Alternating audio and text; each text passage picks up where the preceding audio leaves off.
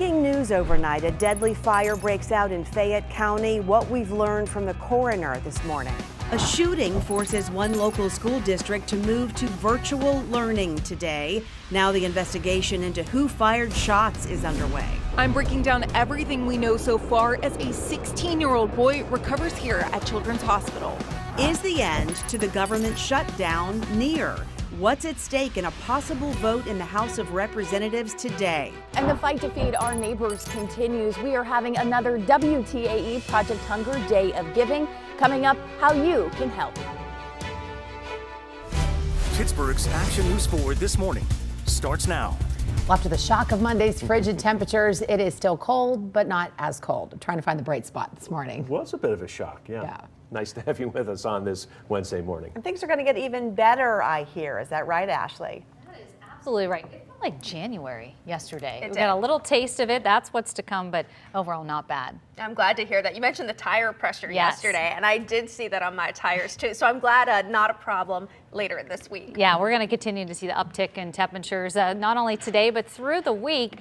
We're still going to be breezy today, though, so still a little chill to the air, but not that frigid cold air that we got a taste of yesterday. Mostly sunny skies for us on Thursday. A few clouds will start to move in on Friday, but still staying dry as we finish out the weekend, jumping back up into the 50s. 40 degrees right now. Feels like it's 33. Those winds are still gusting into the low 20s, and our wind chills really aren't too bad, but you will still feel it this morning. Still need those coats, hats, and gloves. 31 right now, Katanning in Indiana, 33 in Pittsburgh, 31 is your real feel in Washington, 30 in Greensburg, 26 currently into Franklin. Here's the breakdown over the next 12 hours. A few peaks of sunshine early afternoon, but some neighborhoods, especially the further north and east you live, we're talking up along I-80, even into Butler and Lawrence County. Could see a few flurries and an isolated rain shower passing before 12 o'clock. Breezy, even though temperatures will be peaking at near 50 degrees. It's still going to feel like we're into the low to mid 40s. But stick around. I will be timing out those flurries and those rain showers here in just a few minutes. Elena. Thanks, Ashley. Good Wednesday morning. Pittsburgh's action traffic. We're off to a calm and quiet start. Luckily, we're accident free. A little bit of slowdowns building on the Parkway west and east. Inbound, if you're heading out to the airport, not bad at all. A 15-minute ride from the Fort Pitt Bridge. Now, the big story of the day impacts those of you who use 28. Looks good for us right now, but 10 o'clock this morning until 1 o'clock this afternoon, there will be rolling traffic stoppages up to 15 minutes. This is in both directions, all lanes, shoulders included, so definitely can slow you down. This is happening between RADC Park and the Harmer 76 Route 910 interchanges. Again, 10 o'clock in the morning until 1 o'clock this afternoon and today only, but a big heads up about that one. Right now, a 10-minute ride, Turnpike to Veterans Bridge on 28, and the tunnel time still staying light. We have breaking news right now out of Fayette County. The coroner tells Pittsburgh's Action News 4 one man died in a fire there overnight that broke out on Bolden Road in Franklin Township around 1:30 this morning. Sky 4 is on the way to the scene, so stick with us as we work to get an update from Sam Hall in just a matter of moments. This morning, the Monessen City School District is using a flexible instruction today because of a police investigation into a shooting that happened right near the elementary school.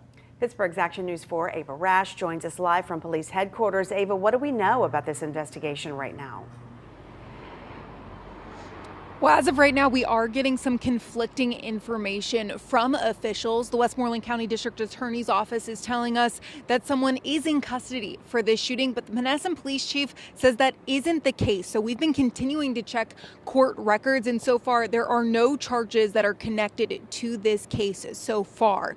So obviously, this was a very intense situation last night in Monessen. It all happened around 4:15 on Ross Draver Street.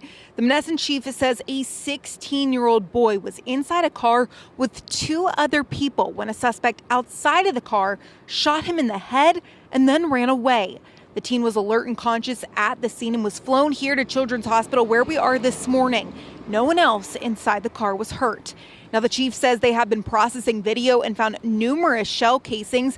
And at this point, the Monessen School District confirmed the teen is not a student there, but they are using a flexible instruction day out of an abundance of caution. For now, covering Westmoreland County live at Children's Hospital, Ava Rash, Pittsburgh's Action News 4. All right, Ava.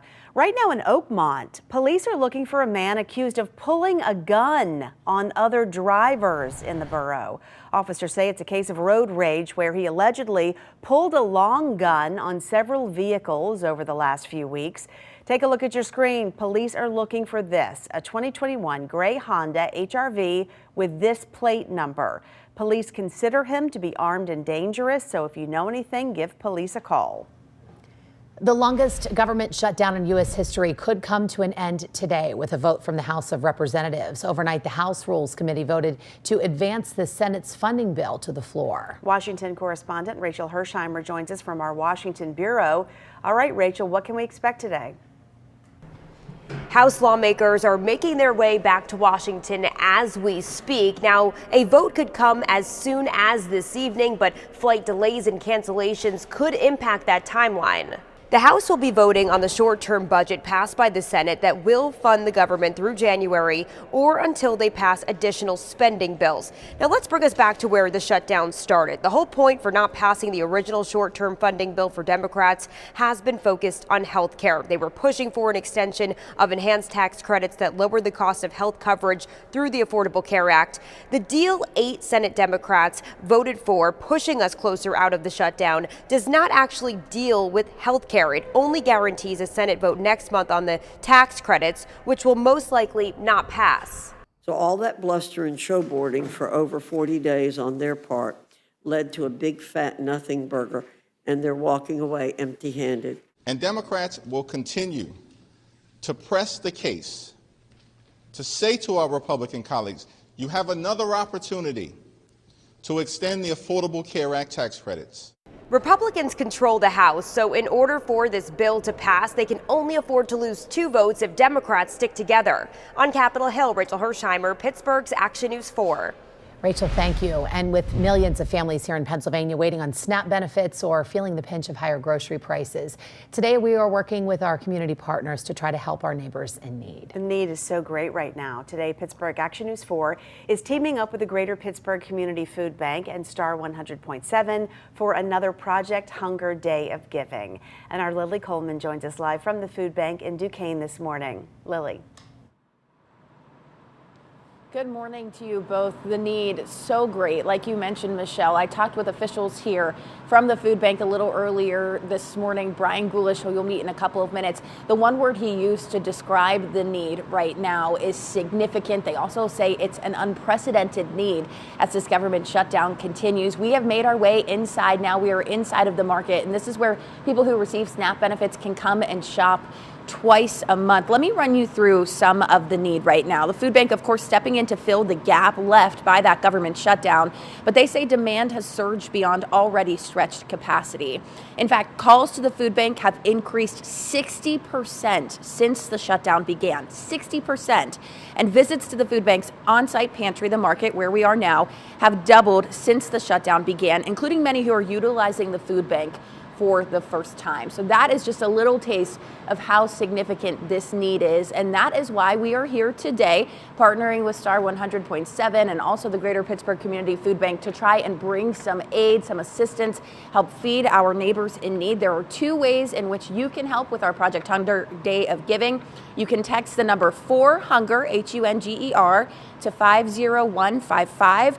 You can also donate online at pittsburghfoodbank.org/Project Hunger. So coming up in about 15 minutes, we will hear from Brian Goulash with the Greater Pittsburgh Community Food Bank. He'll be able to explain more about the need, talk about more of the numbers that we are seeing, and then also about other ways in which you can help. And also, another really important part of this that we want to stress, if you need help, there is assistance available. So we'll run you through some of that assistance as well. We've got a lot to get to this morning. We, of course, will keep you updated both on air and online at WTAE.com. Covering Allegheny County live from Duquesne this morning, I'm Lily Coleman, Pittsburgh's Action News 4.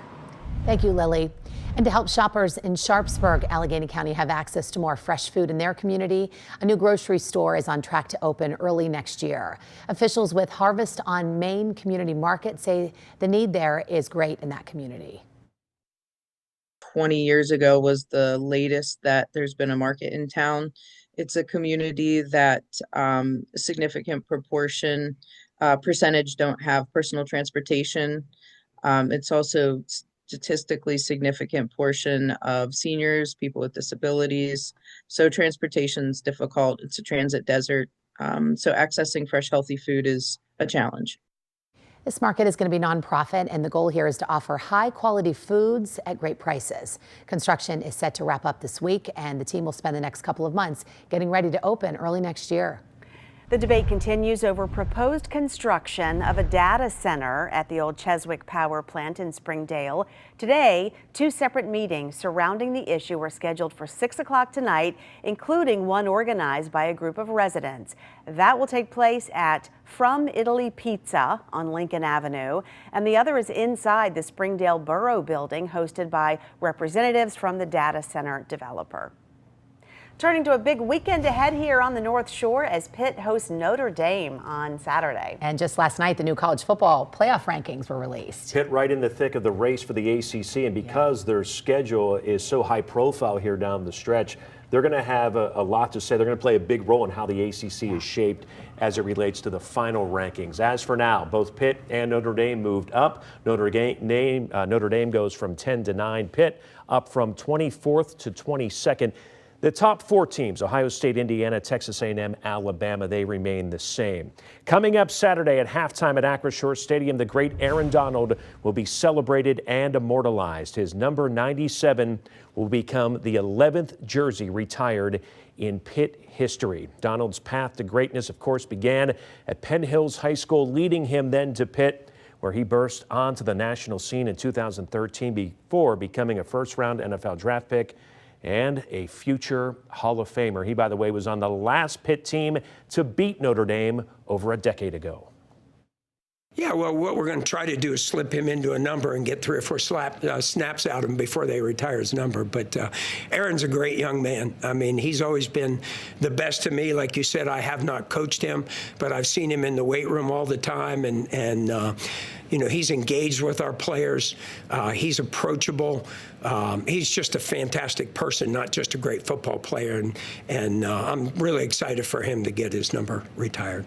And he always comes back to Pitt and is given back to Pitt as well. A reminder, WTAE Channel 4 is your home for Pitt and Notre Dame as our day begins with Pitt Game Day at 11 a.m. Full hour of pregame coverage leading to kickoff at noon as the Panthers and Fighting Irish meet for the 74th time. So we obviously have a great matchup amid what promises to be a great atmosphere. Now we need the weather to be great. Meteorologist Ashley Doherty. Brian, you sound like my husband now. I mean, can we take the pressure off? Come on. Now, it does look good for Pitt Notre Dame. It still looks good for the Steelers game, but we will be looking at some showers that will be timing in. Well, meteorologist Jill Swed breaking all that down, but I will have your forecast for today and also more on that warm-up coming up right after the break.